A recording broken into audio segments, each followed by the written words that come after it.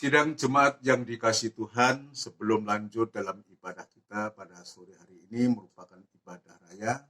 Saya mengucapkan selamat sore buat kita semua. Shalom, salam sejahtera buat kita semua. Kiranya berkat Tuhan tetap dilimpahkan kepada kita.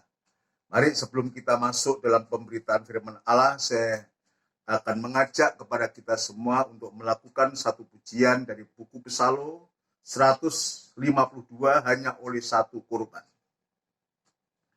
Hidup ini tak berarti jikalau tak mengerti arti nilai ketebusan yang dikerjakan Tuhan. Hanya oleh satu korban Dia sudah menyempurnakan untuk selama-lamanya mereka yang disucikannya. Tuhan sudah mengorbankan tubuhnya, dihancurkan karena sedia mentaati tiap kehendak ilahi.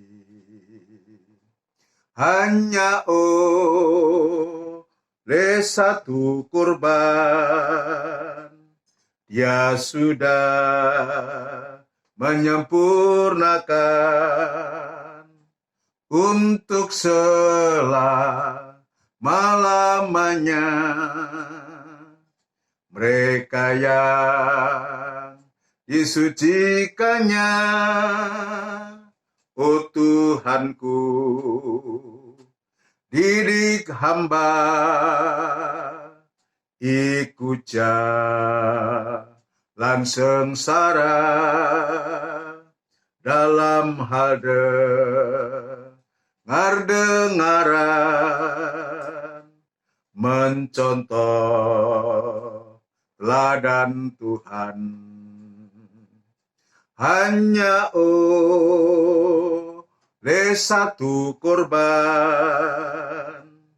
Dia sudah menyempurnakan untuk selama-lamanya mereka yang disucikannya. Oh Tuhan, ampuni hamba dosaku yang tercela. Bahaurilah perjanjian-Mu dalam kehidupanku. Hanya oleh satu korban Dia sudah menyempurnakan untuk selama-lamanya mereka yang disucikannya. Hanya oleh satu korban Dia sudah menyempurnakan untuk selama-lamanya mereka yang disucikannya. Kita akan bersama tundukkan kepala, kita akan berdoa untuk firman Tuhan. Biarlah firman Tuhan yang kita dengar nanti akan sungguh-sungguh mempersiapkan kehidupan kita untuk sewaktu-waktu kita bisa tinggal bersama Tuhan untuk selama-lamanya. Kita tundukkan kepala. Benar Tuhan, hanya oleh satu korban saja Engkau sudah menyempurnakan bagi kehidupan-kehidupan yang telah Engkau sucikan. Itu sebabnya Tuhan kami berterima kasih dalam setiap ibadah-ibadah yang sedang kami jalankan, sekalipun harus melalui seran tunda untuk sementara waktu ini. Engkau sedang mempersiapkan kami, Tuhan. Itu sebabnya Tuhan, Engkau membuka hati kami yang seluas-luasnya untuk supaya firman-Mu boleh mendapatkan tempat yang terutama dalam hati kami.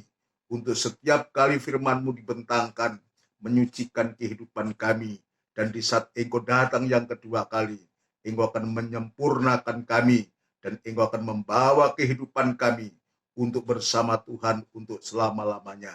Itu sebabnya Tuhan, di hari-hari menjelang kedatangan Tuhan, di hari-hari yang sulit ini Tuhan, biarlah firman-Mu yang terutama dalam kehidupan kami. Di samping kami harus berusaha, tapi biarlah Tuhan kami semua sidang jemaat-Mu boleh belajar mengutamakan ibadah-ibadah pelayanan yang Tuhan percayakan kepada kami.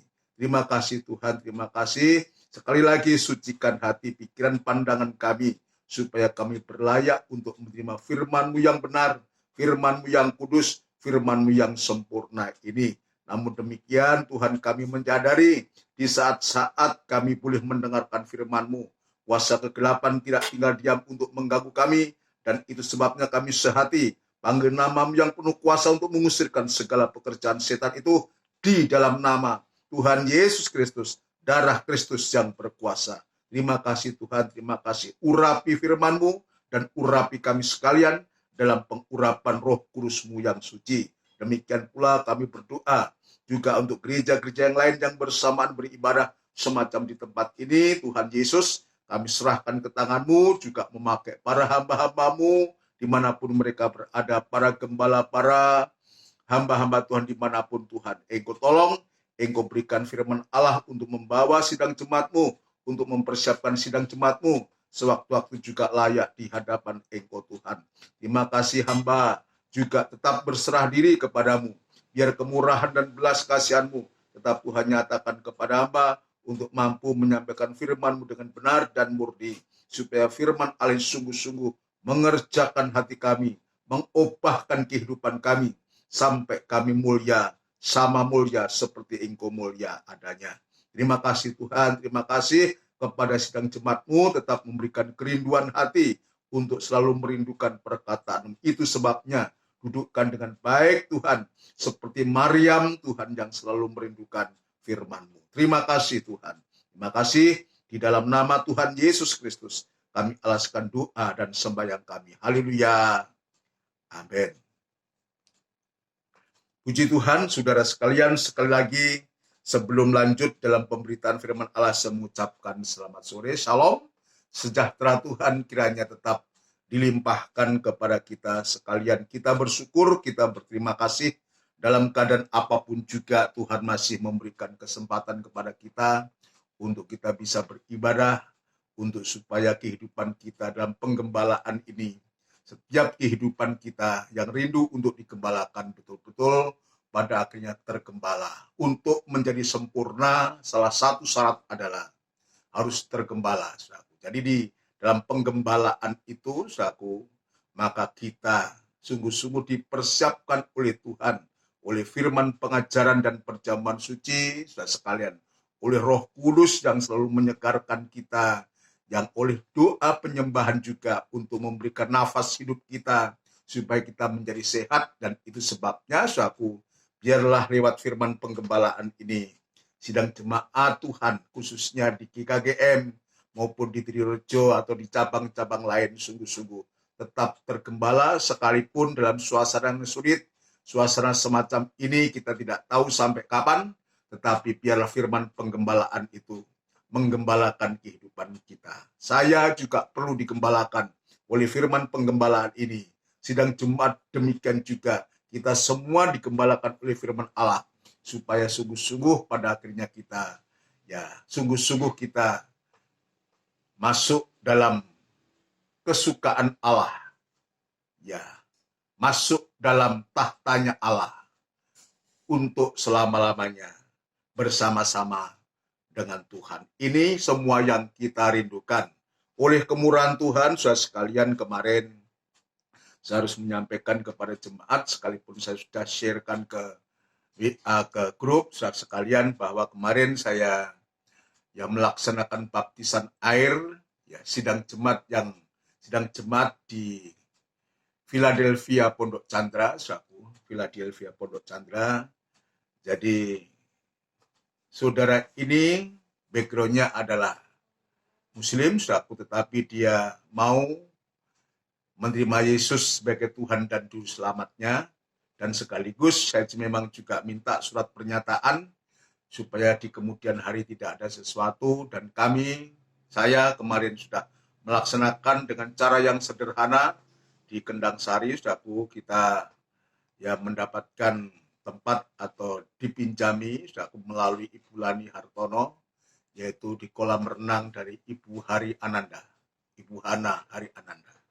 Dan sudah terlaksana, dan harapan kita nanti saudara kita ini akan digembalakan, akan tergembala di gereja Menanggal dan seterusnya, aku bersama keluarga mereka nanti. Kita doakan supaya pada saatnya nanti kalau gereja sudah bisa digunakan untuk ibadah, saudara sekalian kita terima saudara kita ini sebagai keluarga besar GKGM Menanggal.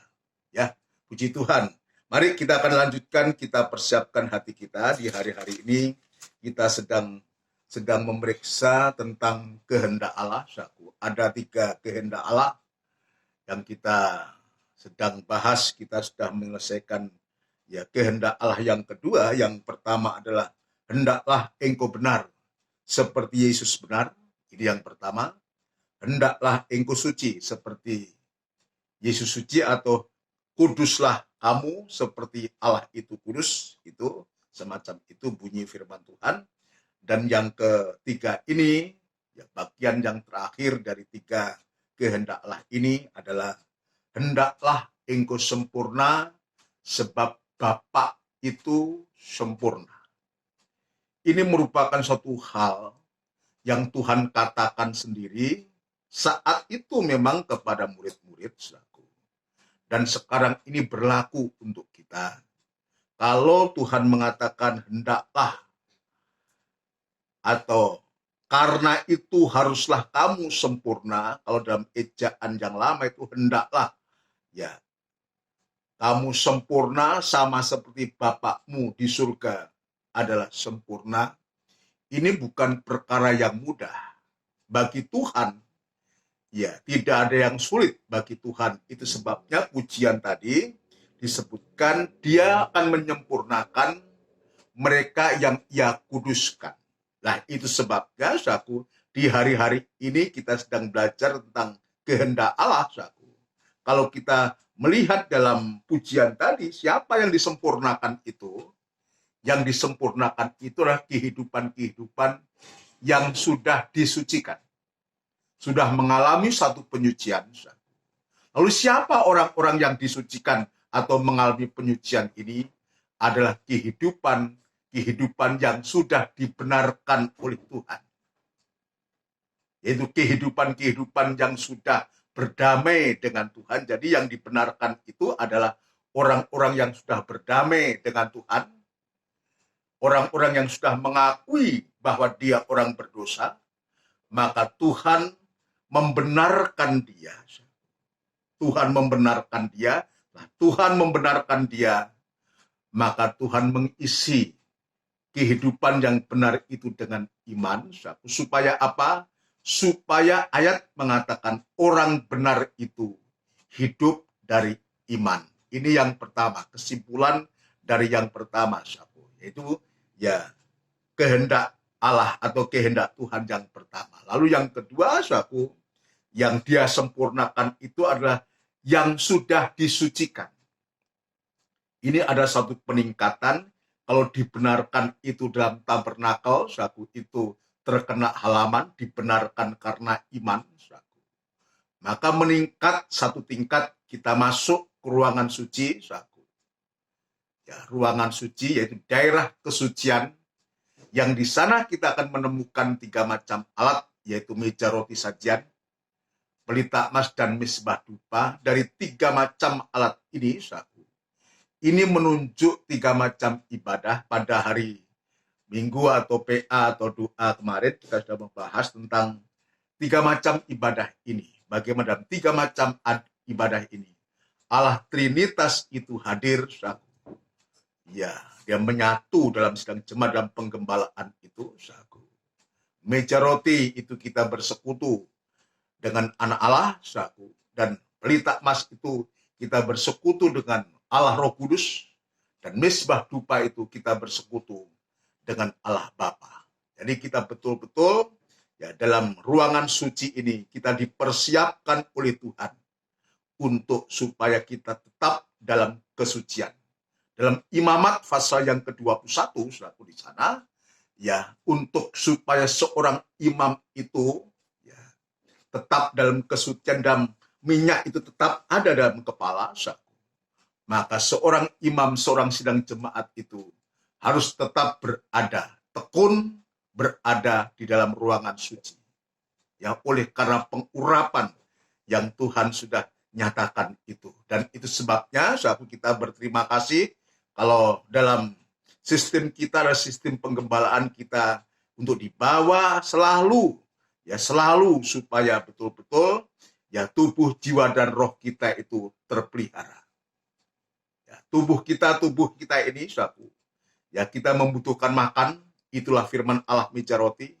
Jiwa kita membutuhkan kesegaran, saudaraku, itulah Roh Kudus. Dan roh kita ini perlu untuk bisa menyembah kepada Tuhan. Perlu di sana kita ada doa penyembahan atau misbah dupa emas. Jadi kehidupan itu tetap dalam pemeliharaan Tuhan, tetap dalam penggembalaan sampai kehidupan itu bisa tergembala. Sehingga kehidupan yang disucikan inilah yang nanti akan disempurnakan oleh Tuhan. Maka seperti tema yang sedang kita bahas, kehendak Tuhan yang ketiga adalah hendaklah, karena itu haruslah kamu sempurna sama seperti Bapakmu sempurna. Ini kita baca, saudaraku. Kita akan membaca dalam Injil Matius pasal yang ke-5. Injil Matius pasal yang ke-5 ayat yang ke-48. Ya, berbunyi demikian. Karena itu haruslah kamu sempurna, sama seperti Bapakmu yang di surga adalah sempurna. Bagi kita ini suatu kemustahilan. Bagi kita. Bagaimana kita harus menjadi sempurna seperti Bapakmu sempurna. Sementara kalau kita melihat kehidupan kita, masih jauh dari itu. Untuk benar saja kita harus berjuang. Untuk suci saja kita juga mesti berusaha mengejar, harus kita kejar kesucian itu. Sampai sewaktu-waktu kita bisa memandang Allah, bisa melihat Allah. Tetapi kalau Tuhan itu yang mengatakan, maka bagi Tuhan tidak ada barang yang mustahil. Maka Tuhan pasti memberikan cara, maka cara yang Tuhan berikan kepada kita, khususnya GKGM ini, dengan adanya penggembalaan yang Tuhan sudah berkati selama ini, saudaraku, maka betul-betul dengan segala kekurangan, kesalahan kita, ya lewat firman pengajaran ini, kesalahan dinyatakan, saudaraku, ya kita mendapatkan teguran, tapi kita juga mendapatkan satu nasihat. Ya, dan nasihat itu dengan sabar harus dilakukan, dengan pengajaran. Ini maksudnya untuk supaya kehidupan itu tidak tetap dalam kesalahan, tidak tetap dalam dosa dan kejahatan, tapi adanya kesalahan itu selalu dinyatakan. Selalu mendapatkan teguran dari firman Allah, sehingga kita bisa menyadari dan kita dibenarkan dan sampai kita disucikan pada saatnya. Jika dia datang, saudara sekalian, dia akan menyempurnakan kita dan kita akan dibawa naik ke awang-awang permai untuk menyambut hari Tuhan yang besar. Tapi ayat ini, saudaraku, tidak berdiri sendiri. Ya, Bunyi ayatnya, karena itu haruslah kamu sempurna, sama seperti Bapakmu yang di surga adalah sempurna. Sempurna dalam hal apa dalam konteks ini? Kalau kita bisa membaca ayat di atasnya, sempurna yang dimaksudnya, sempurna di dalam kasih. Ya, sebelum kita masuk lebih jauh, saya akan menunjukkan betapa Tuhan itu sempurnanya di dalam kasih-Nya itu. Ya, betapa sempurnanya ya Allah itu dalam kasih-Nya itu. Kasih yang sempurna atau sempurnanya kasih ini adalah kasih yang tidak pernah membeda-bedakan. Tidak pernah membeda-bedakan kepada siapapun juga. Ini dibuktikan oleh apa yang sudah dilakukan oleh Tuhan. Apa yang sudah dilakukan oleh Tuhan. Coba kita akan membaca. Kita akan membaca mulai ayat yang ke-48. Ya, saya akan tunjukkan.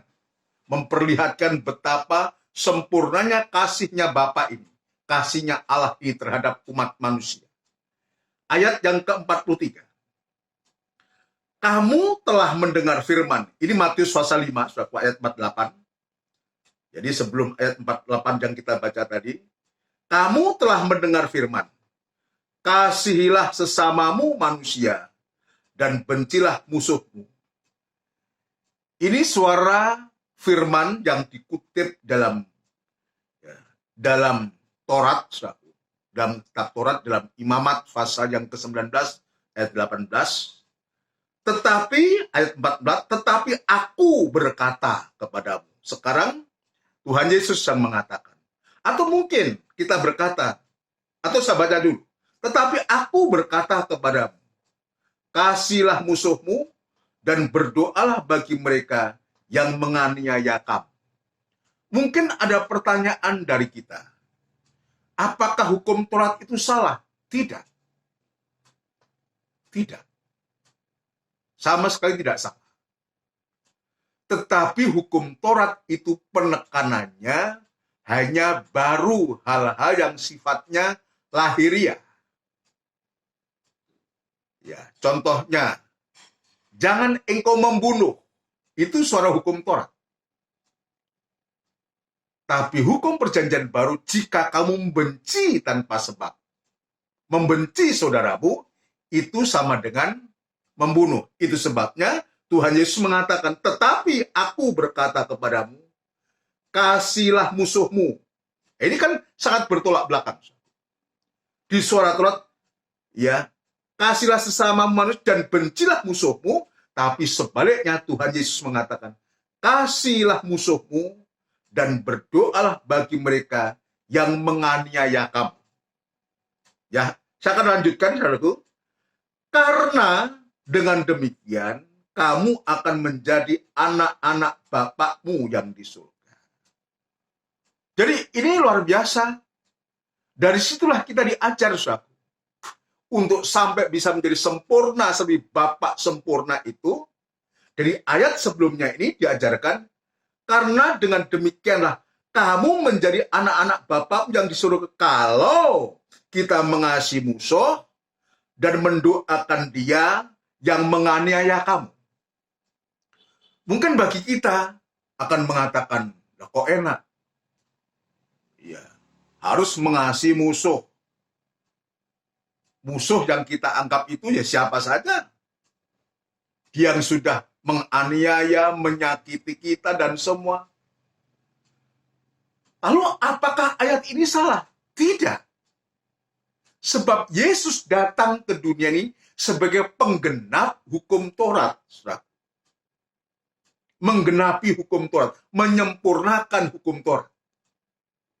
Tadi saya mengatakan kalau hukum Taurat ditekankan pada hal-hal yang lahiriah, tapi justru dalam hukum perjanjian baru yang Tuhan katakan, dimulai dari sumbernya perbuatan itu, yaitu hati.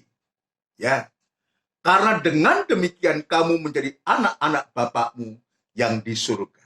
Mulai kita bisa mengasihi musuh dan mendoakan bahkan yang menganiaya kamu. Ya, saya lanjutkan. Yang menerbitkan matahari. Jadi Bapakmu ini, saya ulangi, karena dengan demikian kamu menjadi anak-anak Bapakmu yang di surga. Bapak yang di surga yang mana? Yang menerbitkan matahari bagi orang yang jahat dan orang yang baik, dan menurunkan hujan bagi orang yang benar dan orang yang tidak benar. Jadi ini sempurnanya kasih Allah, tidak memandang bulu, tidak membedakan. Sekalipun nanti pada saatnya Tuhan juga harus mengadakan suatu pemisahan. Ya, dalam Injil Matius pasal yang ke-25, waktu dia bersemayam di atas tahtanya, maka dia mengumpulkan bangsa-bangsa. Nanti saya bisa cari sendiri dalam Matius pasal yang ke-25. Ini sudah cari sana, saudaraku. Ya, Matius pasal yang ke-25, dia mengumpulkan bangsa-bangsa. Setelah itu dia memisahkan domba di sebelah kanan dan kambing di sebelah kiri. Saya nggak bahas lebih lanjut, saya hanya ingin menunjukkan sewaktu-waktu memang Allah Bapa itu dalam kasihnya tidak membeda-bedakan. Dia menerbitkan matahari kepada orang yang baik, tetapi juga kepada orang jahat, menurunkan hujan bagi orang yang benar dan orang yang tidak benar. Ini keadilan Tuhan, kasihnya Tuhan tidak membedakan. Tetapi kita akan melihat sewaktu-waktu Tuhan juga akan mengadakan suatu pemisahan.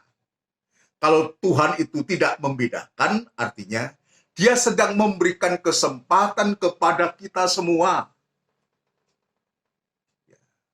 Kalau kepada orang jahat matahari juga diterbitkan, hujan juga diturunkan. Tujuannya apa? Untuk supaya orang jahat ini, orang yang tidak benar ini menyadari, ya, insaf bahwa semuanya itu datangnya dari Allah. Harusnya orang jahat itu adalah dia bertobat, meninggalkan kejahatannya. Dia ingat kepada yang memberikan matahari. Ya, dia ingat yang memberikan hujan. Nah, sekalipun Tuhan itu sudah memberikan kesempatan yang semacam itu, bahkan dalam 2 Petrus pasal ketiga, sesungguhnya Tuhan itu tidak menghendaki ada satupun yang binasa. Tidak menghendaki ada satupun yang binasa. Ya, tetapi Tuhan juga memberikan suatu batasan waktu. Buktinya Tuhan memisahkan, dalam Injil Matius 25, memisahkan domba dan kambing. Domba-domba adalah orang yang taat melakukan kehendaknya, dan kambing tidak mau melakukan kehendaknya. Maka pada akhirnya nanti pemisahan terjadi.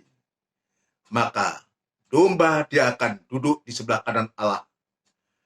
Maka kambing-kambing ini akan menghadapi suatu penghukuman. Nah, itu sebabnya dalam Injil Matius ini kita dipertontonkan, kita ditunjukkan sempurnanya kasih Allah itu terhadap umat manusia. Kepada orang jahat, Tuhan juga berikan matahari. Kepada orang yang tidak benar, Tuhan juga turunkan hujan. Seperti orang yang baik maupun orang yang benar. Sama.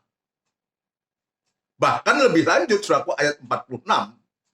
Ya, Tuhan itu luar biasa. Ayat 46. Apabila kamu, ini tertuju kepada murid, kepada kita, ya, sekalipun di lingkungan kita ada orang yang membenci kita, yang menganiaya kita, memusuhi kita. Tapi ayat 46 ini, apabila kamu mengasihi orang yang mengasihi kamu. Jadi kalau kamu mengasihi orang yang mengasihi kamu, apakah upahmu? Bukankah pemungut cukai juga berbuat demikian? Artinya orang jahat pun juga bisa melakukan apa yang kamu lakukan. Berbeda kalau kita bisa mengasihi musuh dan mendoakan musuh, bahkan yang menganiaya, itu beda. Ya, kalau kita hanya mengasihi orang yang mengasihi kita, pemungut cukai juga bisa melakukannya. Dan apabila kamu hanya memberi salam kepada saudara-saudaramu saja, apakah lebihnya daripada perbuatan orang lain? Bukankah orang yang tidak mengenal Allah pun berbuat demikian? Nah, saudara sekalian, maka Tuhan tunjukkan kepada murid-murid, sekarang kepada kita. Karena itu, haruslah kamu sempurna, sama seperti Bapakmu yang di surga adalah sempurna. Jadi harus ada satu pembedaan ya terhadap orang-orang yang benar.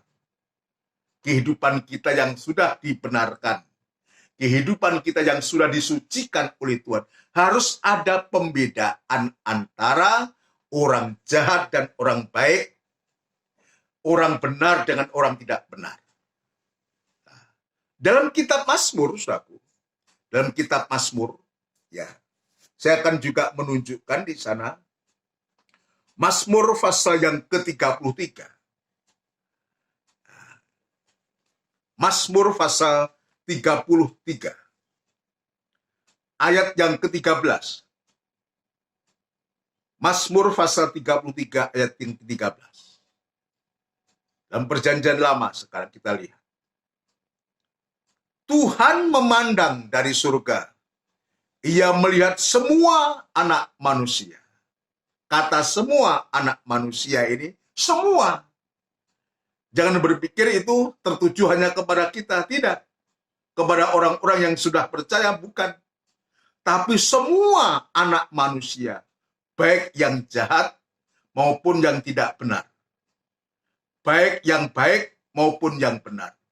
Mata Tuhan tertuju kepada semua anak manusia. Dari tempat kediamannya, ia menilik semua penduduk bumi.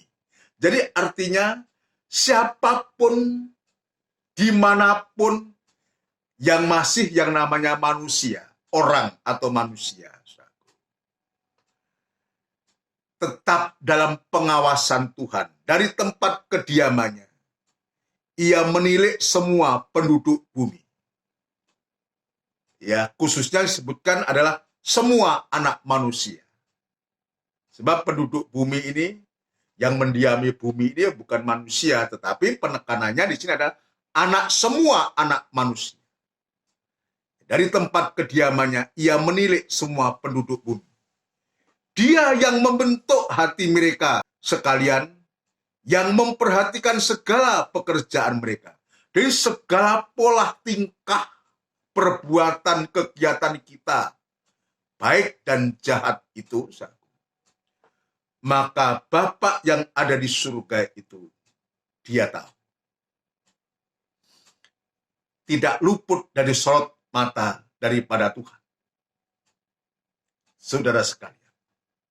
Tetapi saya akan juga menunjukkan ayat selanjutnya, saudaraku, ayat selanjutnya, ya, ayat 18 saudaraku, dari Mazmur pasal 33. Sesungguhnya mata Tuhan, jadi kata sesungguhnya ini suatu penekanan, suatu penegasan. Tadi sifatnya umum, saudaraku, Tuhan memandang dari surga, ia melihat semua anak manusia. Tapi ayat 18 ini berbeda. Sesungguhnya, ini ada satu penegasan, ada satu kekhususan. Sesungguhnya mata Tuhan tertuju kepada mereka yang takut akan Dia, kepada mereka yang berharap akan kasih setianya. Ya, ini ada penegasan. Mulai ada pembedaan ini. Di satu sisi, mata Tuhan juga tertuju kepada semua anak manusia, tapi Dia tegaskan terutama kepada mereka yang takut akan Dia. Siapa yang takut akan Dia? Adalah kehidupan-kehidupan yang meninggalkan kejahatan. Ya, orang yang takut akan Tuhan itu meninggalkan kejahatan.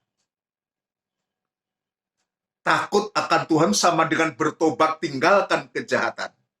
Dan dia kembali kepada Tuhan.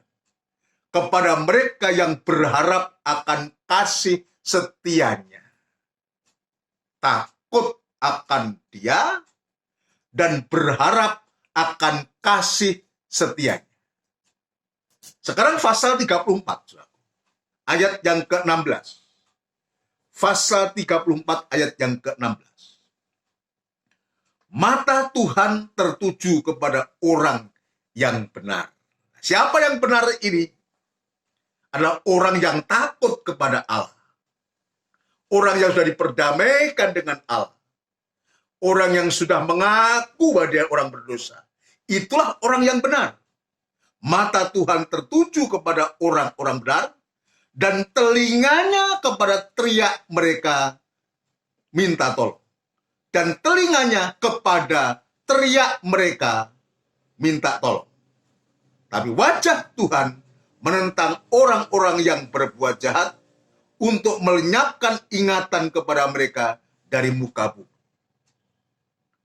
Jadi ini Tuhan sudah mulai. Nah, itu sebabnya tadi saya mengatakan sempurna dalam hal apa? Ya, sempurna di dalam kasihnya. Sempurna dalam kasihnya kepada semua umat manusia. Lalu Tuhan Yesus sendiri mengatakan dalam Injil Yohanes pasal yang ketiga, ayat yang sangat populer buat kita, ayat yang ke-16, maka kasih yang sempurna itu diwujudkan. Ya, kasih yang sempurna itu diwujudkan. Kita membaca pasal yang ketiga, ayat yang ke-16.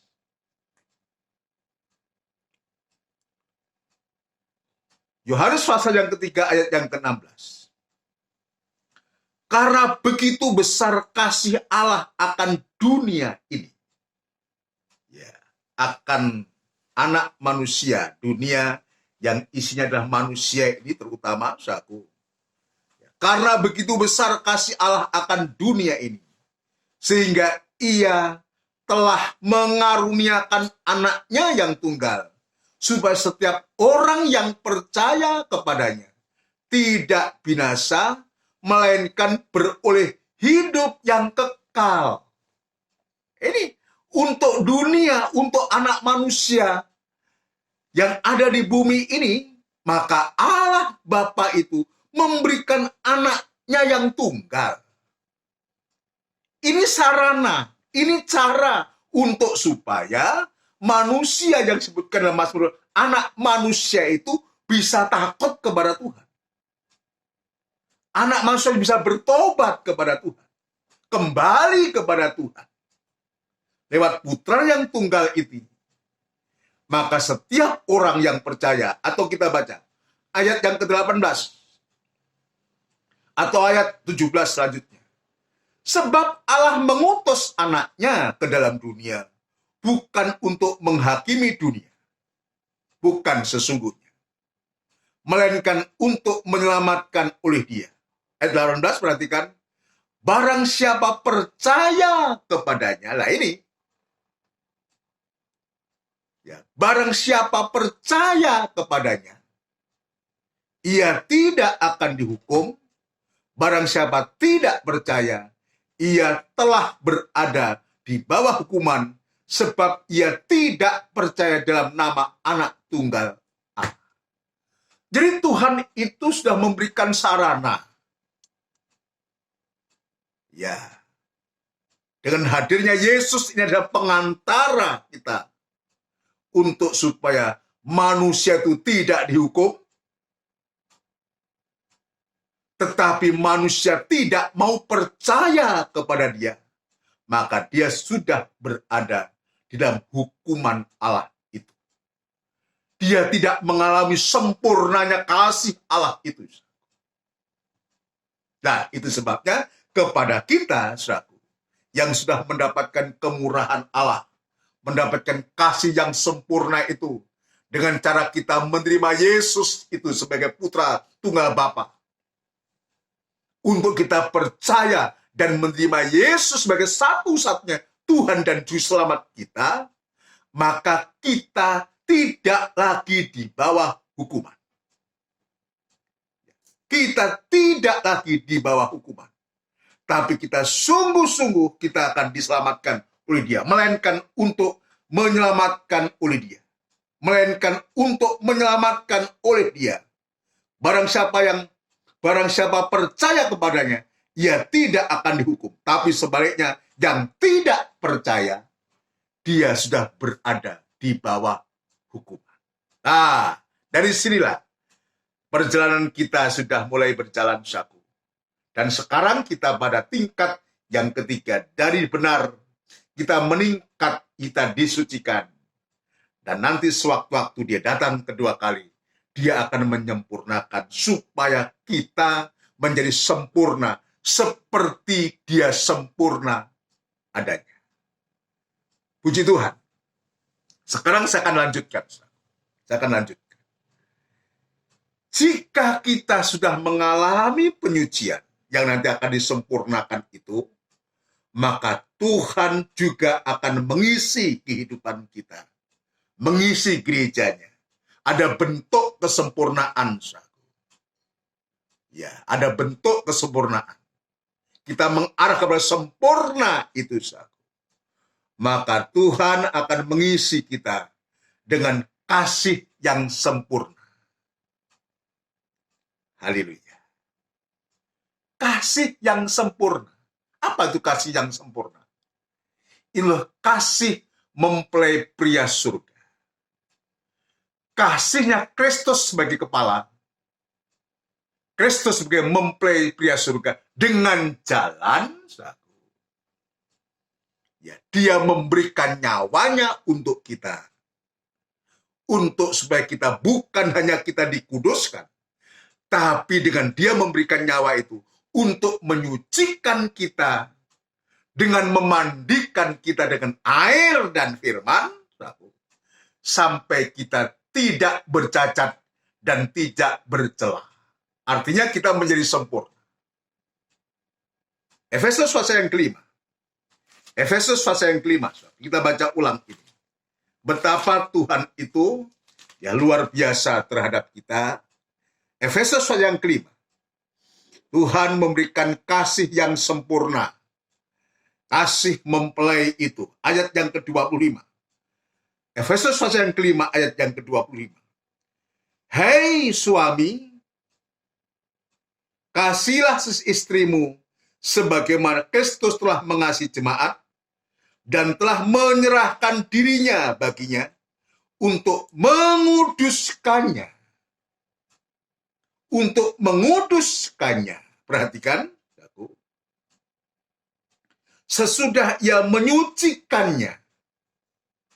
Jadi mengkuduskannya sesudah ia menyucikannya.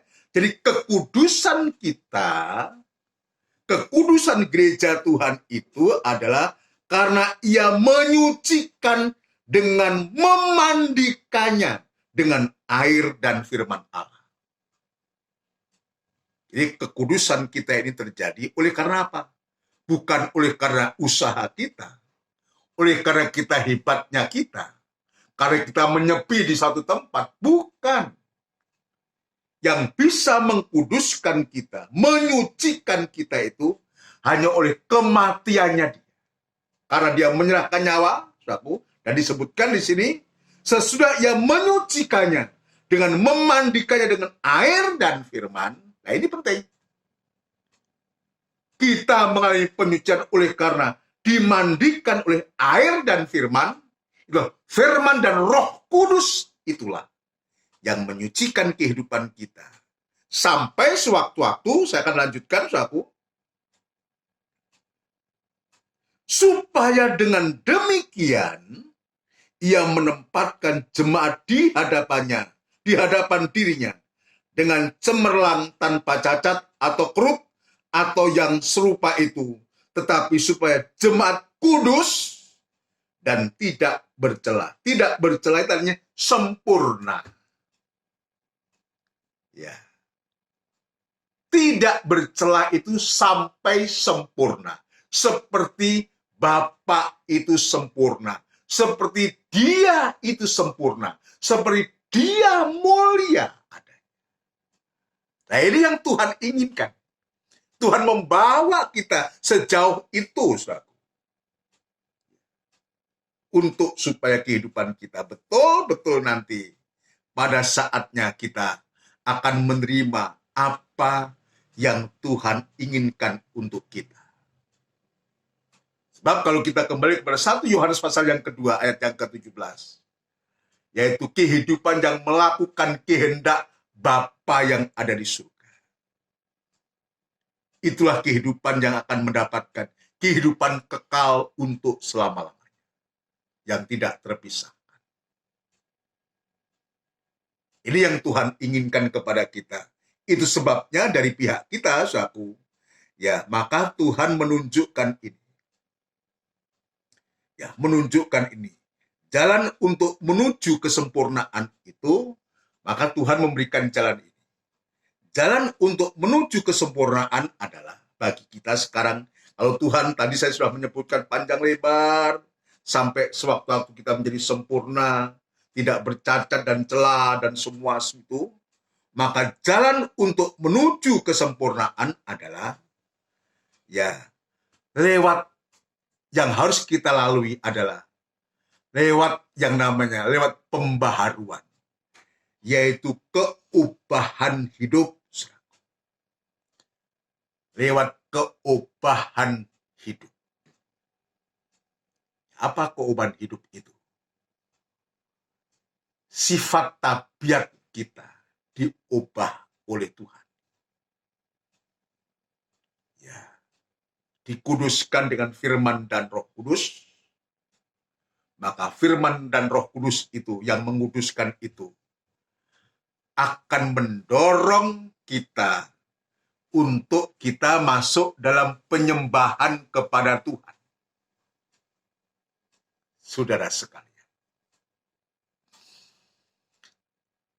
dari penyembahan kita itu tergantung sejauh mana penyucian yang kita alami. Penyucian yang kita alami itu tergantung bagaimana firman dan Roh Kudus yang sudah kita terima. Firman pengajaran dan urapan Roh Kudus ini akan menyucikan kita lewat Tuhan menyatakan kekurangan kita, saudara sekalian. Lewat Tuhan menegur kita, dan kita menyadari dan kita berubah, maka firman dan urapan Roh Kudus itu pasti akan mendorong kita, kehidupan yang disucikan itu, untuk didorong, untuk kita akan betul-betul suka untuk bisa menyembah kepada Tuhan. Tanpa kekudusan, tidak seorang pun bisa memandang Tuhan.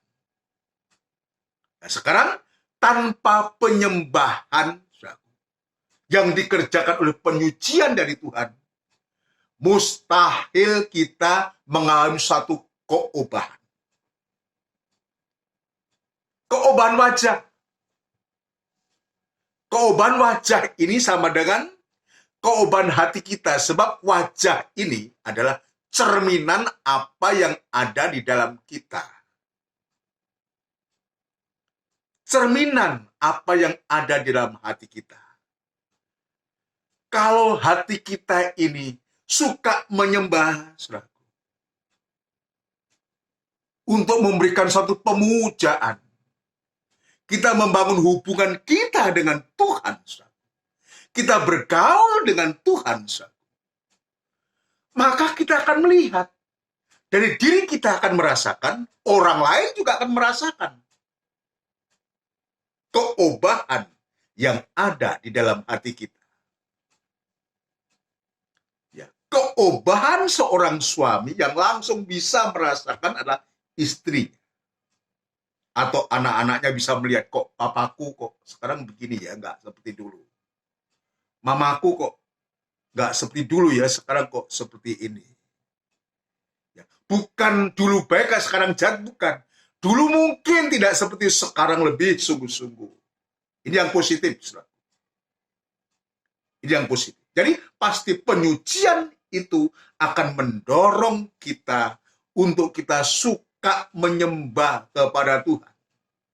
Kita bergaul erat dengan Tuhan dalam doa penyembahan. Pasti keobahan itu pasti terjadi. Wajah itu pasti berubah. Kita teringat waktu peristiwa Tuhan Yesus di atas gunung bersama Petrus, Yohanes, dan Yakobus. Waktu dia naik di atas gunung, wajah Tuhan berubah bercahaya seperti cahaya matahari. Dan di saat itu muncul Musa dan Elia. Ada perubahan wajah. Ini saudara. Jadi doa penyembahan inilah sarana untuk kita mengalami suatu keobahan hidup ini. Nanti saudara bisa baca dalam Injil Matius pasal 17, ayat 1 mulai dan seterusnya. Bagaimana peristiwa itu betul-betul terjadi. Petrus, Yohanes, dan Yakobus adalah saksi mata. Saksi mata, saksi hidup. Bukan katanya tanpa saksi. Tapi saat ini 3 pribadi ini, yang nanti dia juga akan menulis 3 suratan, ya, Yohanes dengan 1, 2, 3 Yohanes dan Injil Yohanes dan kitab Wahyu. Petrus 1 dan 2 Petrus dan Yakobus itu 1. Ini 3 pribadi ini adalah penulis tentang iman, pengharapan, dan kasih. Yakobus itu bicara tentang iman, Petrus bicara tentang pengharapan, 1, 2 Petrus, dan 1, 2, 3 Yohanes ini bicara tentang kasihnya Allah. Ini yang Tuhan tunjukkan, saksi hidup saat itu. Ya, nanti saudara bisa baca, tetapi saya ingin ajak untuk membaca langsung prakteknya, kehidupan yang mengalami satu keobahan itu. Ya, kita membaca dalam Kolose pasal yang ketiga. Kolose pasal yang ketiga. Ya, bukti bahwa kita mengalami satu keobahan itu satu. Kolose pasal yang ketiga.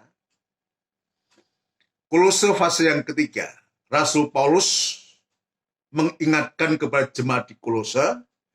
Kolose ini, suratan Kolose ini, saudaraku, ini dalam tanda mesbah dupa emas. Dalam susunan tabernakel terkena mesbah dupa emas yang bicara tentang doa penyembahan, yaitu proses perobekan daging. Proses perobekan daging. Saya akan bacakan ayat yang kelima. Kolose pasal 3 ayat yang kelima. Bukti bahwa kehidupan itu berubah. Paulus yang mengatakan, karena itu matikanlah dalam dirimu segala sesuatu yang duniawi. Perhatikan. Ya, apa yang dimatikan? Yaitu perbuatan daging ini harus dimatikan, harus dirobek. Dalam doa penyembahan itu, maka perbuatan daging ini dia akan terobek. Nanti pada puncaknya kain tabir itu akan terobek. Tapi dimulai dari doa penyembahan ini.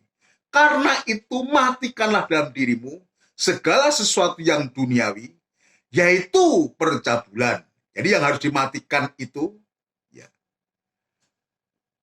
yang ada dalam diri kita, dalam hati kita, yaitu percabulan, kenajisan hawa nafsu, nafsu jahat, dan juga keserakahan yang sama dengan penyembahan berhala. Sama dengan Markus pasal yang ke-7, ayat 20-21, yang kemarin kita baca, suatu sumbernya dosa dari sana. Semuanya itu mendatangkan murka Allah atas orang-orang durhaka. Dahulu, jadi ini diingatkan, kamu juga melakukan hal-hal itu ketika kamu hidup di dalamnya. Tetapi sekarang, buanglah semuanya ini. Jadi kalau kita hidup dalam penyembahan, tidak mungkin ini ada. Itu sebabnya, ya, ayat 8, tetapi sekarang buanglah semuanya ini, yaitu marah, geram, kejahatan, fitnah, dan kata-kata kotor yang keluar dari mulutmu. Ini tidak boleh ada. Ini karakter lama. Maka Rasul Paulus mengutip, sekarang buanglah semuanya ini. Kehidupan yang dalam penyembahan kepada Tuhan mestinya tidak mengalami hal semacam itu. Ya, kita bisa mengagungkan Tuhan, memuliakan Tuhan dalam doa penyembahan. Mestinya kita tidak lagi melakukan ini. Marah, geram, jahat, fitnah, kata-kata kotor yang keluar dari mulut. Ya kadang-kadang kita kata-kata kotor itu ya kita bungkus dengan apalah. Ya tanpa kita sadari. Ya, tanpa kita sadari. Padahal sesungguhnya kalau kita betul menjadi kehidupan yang dibenarkan, disucikan, Tuhan mau menyempurnakan kehidupan kita dengan jalan kita banyak menyembah kepada Tuhan. Maka hal-hal ini harus sudah dihilangkan. Ya. Jangan lagi kamu saling mendustai. Ya nggak boleh kita ya saling mendustai atau saling membohongi. Karena kamu telah menanggalkan manusia lama serta kelakuannya dan telah mengenakan manusia baru yang terus-menerus diperbarui untuk memperoleh pengetahuan yang benar menurut gambar Allah. Menurut pengetahuan yang benar, menurut gambar Allah, menurut wujudnya Allah. Ini sewaktu-waktu manusia akan dikembalikan. Seperti penciptaan manusia itu diciptakan untuk gambar dan teladannya Allah. Gambar dan wujudnya Allah. Ini yang Tuhan inginkan.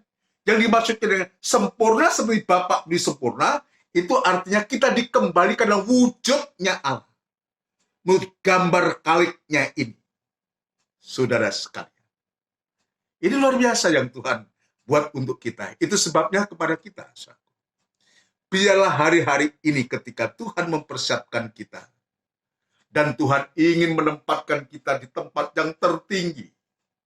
Termulia. Di atas tahtanya. Bersama-sama dengan dia. Biar kita tekuni ini. Sekalipun ini tidak gampang buat kita. Ini perjuangan. Tetapi kalau Tuhan menginginkan itu, artinya maka Tuhan turut serta untuk menolong ketidakmampuan kita, ketidakberdayaan kita, menolong kelemahan kita, sampai sewaktu-waktu bukan hanya benar, bukan hanya suci, tapi sampai sempurna. Seperti dia sempurna adanya. Ya, puji Tuhan. Sekarang saya lanjutkan satu.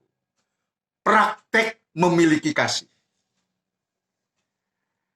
Ya, jadi kalau kita ada bentuk sempurna, jalannya ada kita mengalami satu pembaharuan keubah hidup satu.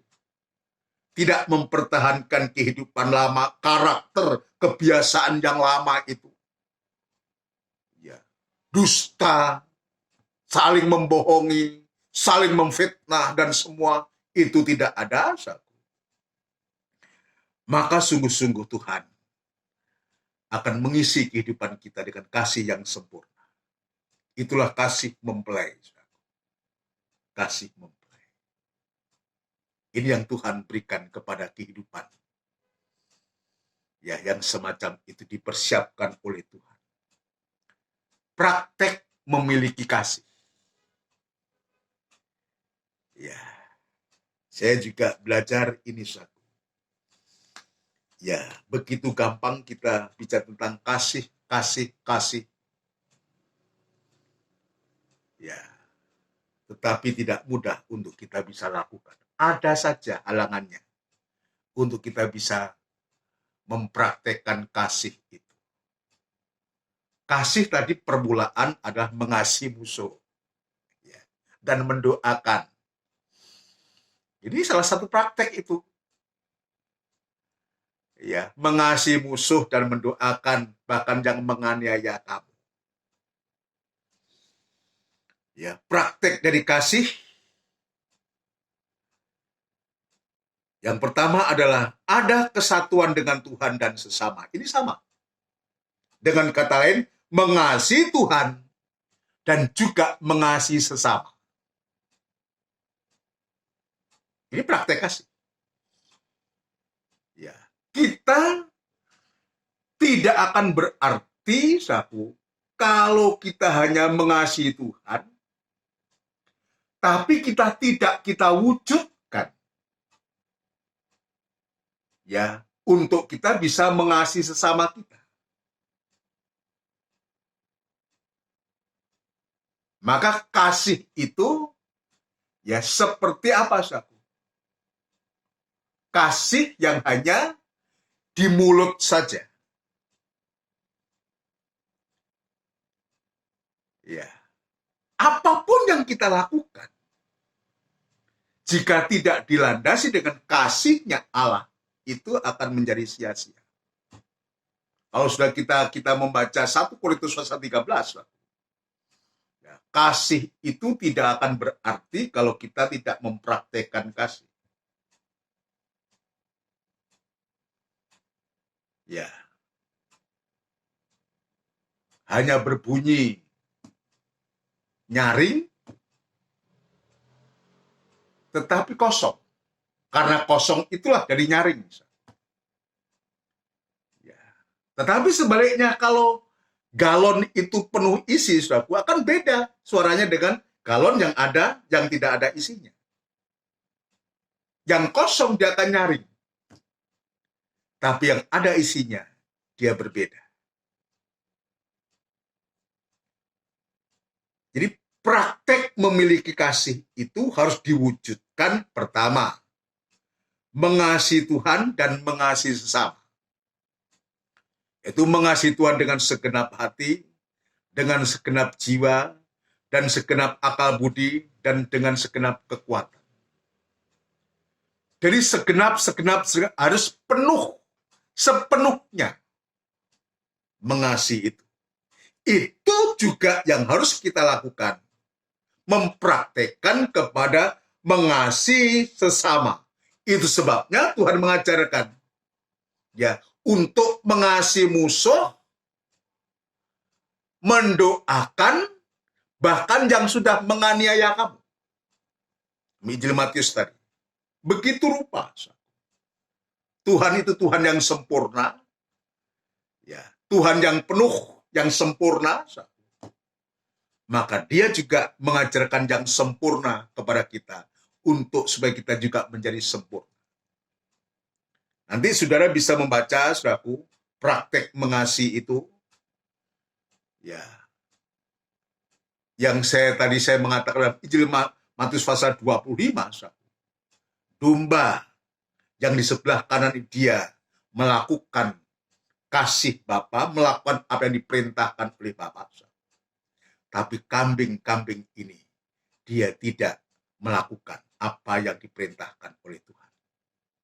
Atau lebih baik kita membaca ya supaya kita ada pegangan. Injil Matius pasal yang ke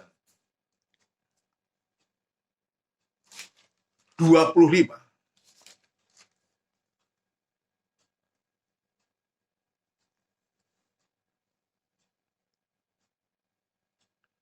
Nanti saudara baca mulai dari ayat 31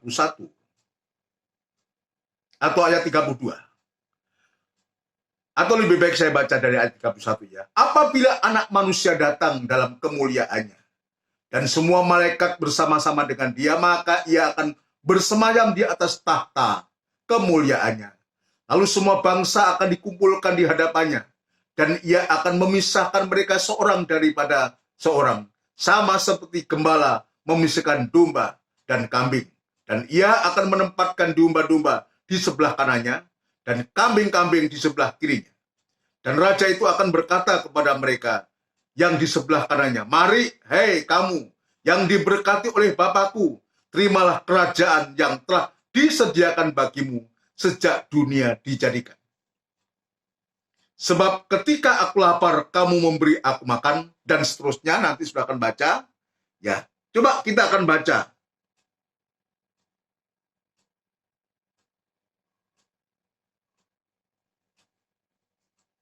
Ayat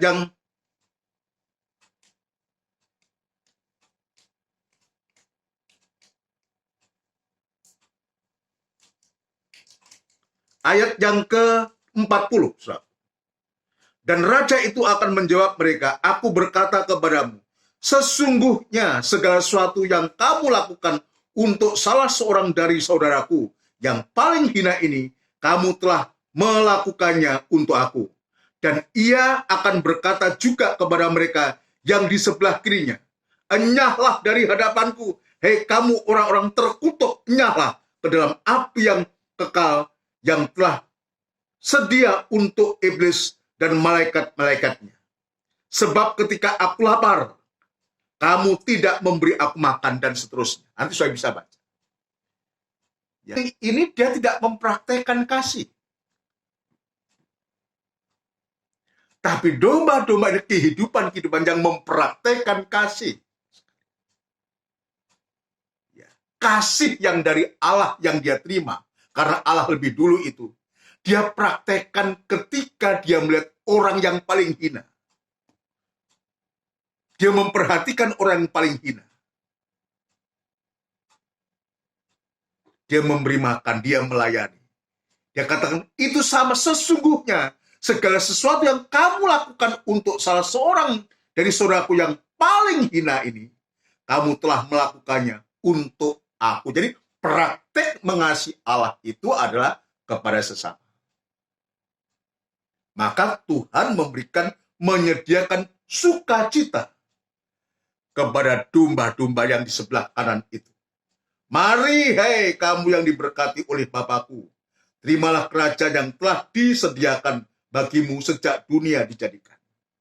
Tapi sebaliknya, yang satu yang di sebelah kirinya, hei kamu orang-orang terkutuk, enyahlah ke dalam api yang kekal yang telah sedia untuk iblis dan malaikat-malaikat. Itulah api penghukuman. Itulah kematian yang kedua tanpa batas. Tapi kehidupan yang mempraktekkan kasih ini, dia hidup bersama Tuhan dalam kerajaannya untuk selama-lamanya. Nah, itu sebabnya, saudara sekalian, biar semua yang kita lakukan di hari-hari ini, sebagai domba-dombanya Tuhan, ya, biar kita melakukan oleh karena gerakan kasih Allah. Mengenakan kasih itu sebagai pengikat yang mempersatukan dan menyempurnakan kita. Kembali kepada Kolose pasal yang ketiga, ayat yang ke-14. Kolose pasal yang ketiga, ayat yang ke-14. Dan di atas semuanya itu, kenakanlah kasih. Kenakanlah itu, ya, apa yang dikenakan?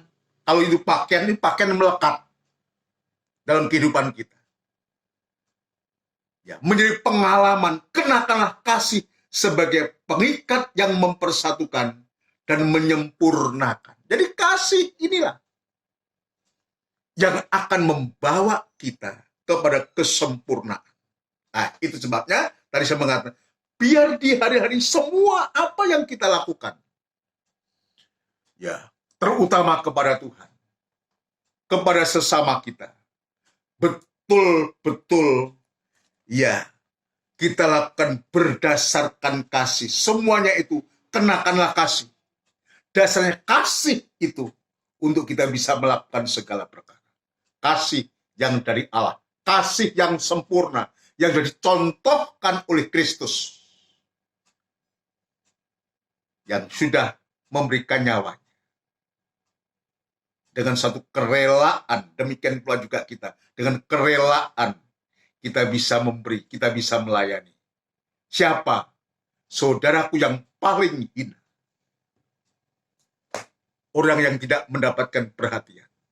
Ini koreksi buatku dan buat kita semua. Kalau ini kita lakukan, betul-betul kesempurnaan itu akan kita capai bersama Tuhan. sampai sewaktu-waktu dia datang, dia akan mengubahkan kehidupan kita. Praktek yang kedua, praktek memiliki kasih yang kedua. Ya, kalau kita taat dan dengar-dengar yang kita melakukan itu, maka ketika dia datang, dia akan mengubahkan kehidupan kita. Mengubahkan kehidupan kita.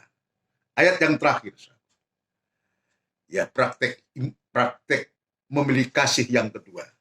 Dalam Filipi pasal yang ketiga. Filipi pasal yang ketiga, sekalian. Ya, Filipi pasal yang ketiga. Ayat yang ke-21 atau ayat 20. Filipi pasal yang ketiga ayat 20. Ya. Puji Tuhan. Karena kewargaan kita adalah di dalam surga. Dan dari situ juga kita menantikan Tuhan Yesus Kristus sebagai juru selamat yang akan mengubahkan tubuh kita yang hina ini, sehingga serupa dengan tubuhnya yang mulia, menurut kuasanya yang dapat menaklukkan segala sesuatu kepada dirinya. Ini luar biasa. Tubuh yang hina, yang tidak ada arti. Tapi tubuh yang hina, yang sudah dibenarkan oleh Tuhan, yang sudah disucikan oleh Tuhan, maka dia datang akan mengubahkan kehidupan kita untuk menjadi mulia, menjadi sempurna, seperti dia sempurna adanya. Dan kita pasti akan mengalami suatu kebahagiaan yang luar biasa yang Tuhan tunjukkan kepada kita. Dan biarlah lewat berita ini, bagian yang terakhir ini, betul-betul kehidupan kita dipersiapkan oleh Tuhan. Untuk kita tidak berputus asa dengan keadaan, dengan situasi, ini juga untuk kita semua. Dan dalam keadaan apapun juga, biar kita tetap memandang yang kekal itu. Memandang dia yang akan datang, yang akan mengubahkan kehidupan kita yang hina ini, serupa dengan tubuhnya yang mulia, sempurna, seperti Bapa di dalam Kristus itu, mempelai pria surga itu, yang sempurna dan mulia adanya. Puji Tuhan. Mari kita akan melakukan pujian tadi, hanya oleh satu korban saja. Kita akan melakukan kopet yang keempat. Oh Tuhan, ampunilah, ampuni hamba. Oh Tuhan, dosaku yang tercela, baharuilah perjanjianmu dalam kehidupanku. Hanya oleh satu korban, dia sudah menyempurnakan untuk selama-lamanya mereka yang disucikannya. Hanya oleh satu korban, dia sudah menyempurnakan untuk selama-lamanya mereka yang disucikannya. Hanya oleh satu korban, dia sudah menyempurnakan untuk selama-lamanya melemahnya mereka yang disucikannya. Kita akan bersama tundukkan kepala. Kita berterima kasih kepada Tuhan. Kita datang kepada Tuhan. Sungguh luar biasa Tuhan, rencana Tuhan terhadap kehidupan kami. Yang tadinya orang-orang berdosa, tapi Engkau sudah membenarkan kami, Engkau menyucikan kami. Bahkan sekali lagi, Engkau akan datang menyempurnakan kehidupan kami. Sehingga seperti Bapa yang adalah sempurna. Itu sebabnya Tuhan, kami berterima kasih kepadamu, karena Engkau begitu luar biasa terhadap kami.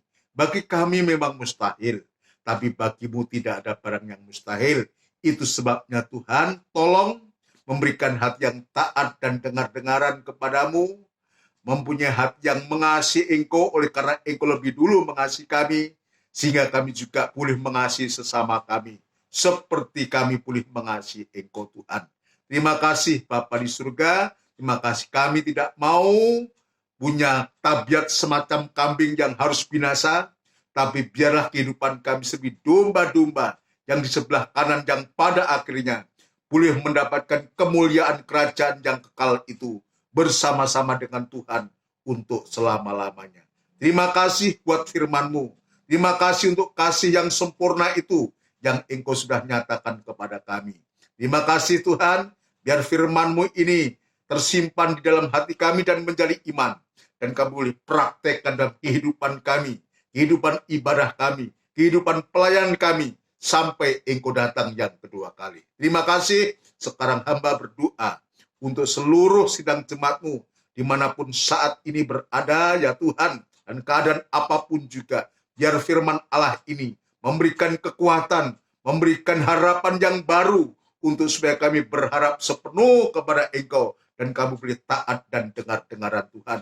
Sebagai sidang jemaat-Mu yang dalam kelemahan tubuh, biar Tuhan memberikan kekuatan baru, yang sakit Tuhan jamah dan sembuhkan, dan nama Tuhan dipermuliakan. Yang dalam kekurangan, dalam persoalan, dalam masalah apapun juga, nikah, rumah tangga, masalah ekonomi, masalah anak-anak, kami serahkan ke tangan-Mu, biar Tuhan memberikan jalan keluarnya, Tuhan memberikan penyelesaiannya, untuk supaya kami bisa mengalami suatu kebahagiaan bersama Engkau Tuhan. Sebab kami menyadari, tanpa-Mu, tanpa Engkau, tanpa kasih-Mu yang sempurna itu, kami tidak mampu dan kami tidak berdaya. Itu sebabnya Tuhan, kami sangat membutuhkan Engkau di hari-hari ini, lewat firman penggembalaan yang sedang kami tekuni di hari-hari ini. Ampuni segala kekurangan kami semua, mulai dari hamba ini sampai seluruh sedang jemaat-Mu. Kami kurang setia, kami kurang sungguh-sungguh Tuhan. Biar Tuhan perbaharui kehidupan kami, mulai hati kami, pandangan kami, pikiran dan angan-angan kami, wajah kami Tuhan, supaya kami boleh merasakan, orang lain juga boleh merasakan, dan kami boleh menjadi berkat bagi mereka semua, yang terutama yang belum percaya dan menerima Engkau sebagai Tuhan dan Juru Selamatnya. Terima kasih Tuhan, terima kasih kami juga menyerahkan kelanjutan dari ibadah kami ini ke tangan-Mu, biar Tuhan menolong kami, tetap memberikan kerinduan hati kami untuk selalu merindukan Engkau Tuhan, lewat ibadah-ibadah, baik secara langsung nanti di gereja, maupun seperti sekarang ini kita melalui siaran tunda. Tuhan tetap memberikan kerinduan, dan kami boleh merasakan pemeliharaanmu Tuhan. Terima kasih Tuhan, terima kasih. Demikian pula kami berdoa tetap untuk bangsa dan negara kami, Republik Indonesia, yang kami cintai ini ya Tuhan. Biar Tuhan memberkati bangsa kami, jauhkan dari kerusuhan, jauhkan dari pertengkaran, jauhkan dari perselisihan. Dan itu sebabnya Tuhan, Engkau pakai para pemimpin kami, mulai Bapak Presiden, Wakil Presiden, Menteri yang ada, jajaran pemerintah di tingkat pusat maupun sampai di daerah-daerah, memberikan kekuatan, memberikan hikmat akal budi yang dari Engkau, untuk memampukan mereka semua untuk mampu memimpin bangsa ini Tuhan.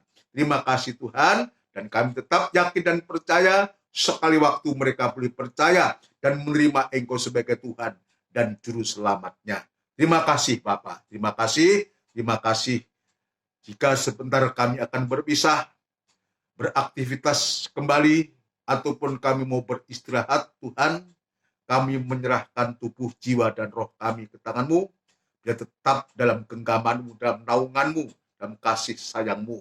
Terima kasih Tuhan. Terima kasih saudaraku yang kekasih. Biarlah rahmat anugerah cinta yang besar, yang datangnya dari Allah Bapa, Sang Putra, dan Roh Kudus, yang sepenuhnya di dalam nama Tuhan Yesus Kristus memberkati kami sekalian saat ini sampai Maranatha. Tuhan Yesus datang yang kedua kali. Biar kami tetap bersama-sama dengan Tuhan Yesus Kristus. Haleluya. Amin. Puji Tuhan, saudara sekalian, demikianlah rangkaian ibadah ini. Ya, kita sudah selesaikan dan kita tetap berdoa untuk ibadah-ibadah selanjutnya. Nanti hari Rabu ada ibadah siaran tunda PA, saudaraku, kita berdoa supaya Tuhan memberikan firman, kita akan kembali kepada mimpi yang kedua. Ya, belum selesai, saudaraku, belum selesai mimpi yang kedua, mimpi yang ketiga, mimpi yang keempat. Ya, dan seterusnya supaya Tuhan membuka jalan, membuka firman Allah untuk kita. Dan itu saya tidak mampu sendiri, saya harus mengakui, tanpa dukungan doa dari saudara sekalian. Tuhan, kalau sudah rindu untuk firman Tuhan, dan Tuhan memberikan firman melalui gembala, melalui hamba Tuhan, dan nanti pasti akan disampaikan kepada sidang jemaat, sehingga kebutuhan jemaat itu terpenuhi, dan jemaat itu terpelihara. Ini yang kita nantikan. Yang kedua adalah tetap kita saling mendoakan satu dengan yang lain, saudaraku. Kita jangan putus-putusnya untuk kita saling mendoakan, juga mendoakan gembala, gembala mendoakan domba-domba sidang jemaat, saudara-saudara penggembalaan saling mendoakan. Kita praktekkan kasih kepada sesama ini. Yang paling bisa kita lakukan, kita saling mendoakan, saling memperhatikan dalam doa.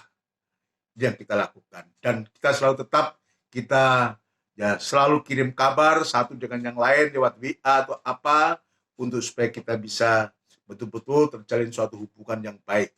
Sampai sewaktu-waktu ya Tuhan berkehendak untuk kita bisa bersama-sama bersama-sama lagi dalam ibadah di gereja. Kita persiapkan, kita doakan sampai sejauh mana Tuhan berkehendak untuk kita. Tapi apa yang sedang kita hadapi, kita sedang dilatih oleh Tuhan untuk kita bisa mandiri. Sebab memang yang disebutkan di gereja itu bukan fisiknya.